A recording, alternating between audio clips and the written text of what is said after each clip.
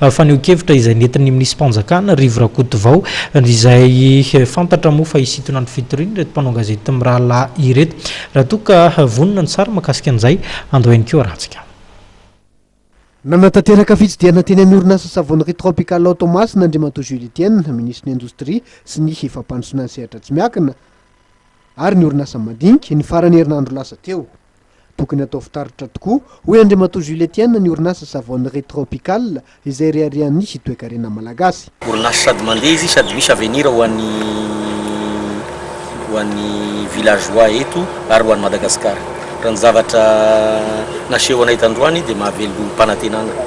Ngamba dia taterina any amin'ny filohan'ny pirenena ity zavatra fandalovanay androany ity satria mahavelo mpanantenana satria le ohatran'le programme misy le izy satria hoe rehefa mametraka petite unité agro-industrielle eran'ny faritra dia le décentralisation industrielle satria ny ngeza moa sy zakasika amin'ny resaka énergie nefa reo sady mampiasa ny olona eo an-tanàna ny mampandrosan'le faritra.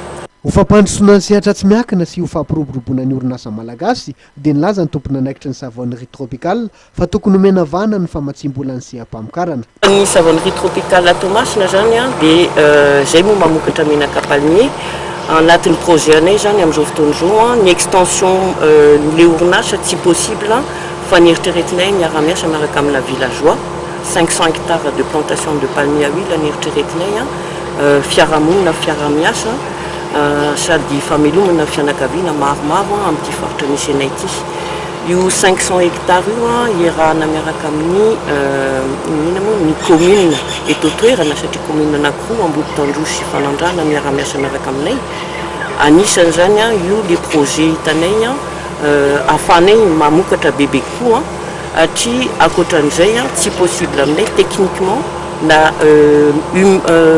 en termes de profession manititra ho anay irery fa tsy maintsy miara-miasa miaraka amin'ny mponina eto toerana. Manana ny herijika ahafahana mifaninana amin'ireo orinasa mpamokatra vaventy tokoa ny orinasa madinika malagasy saingy mila fanohanana avy amin'ny fitondram-panjakana.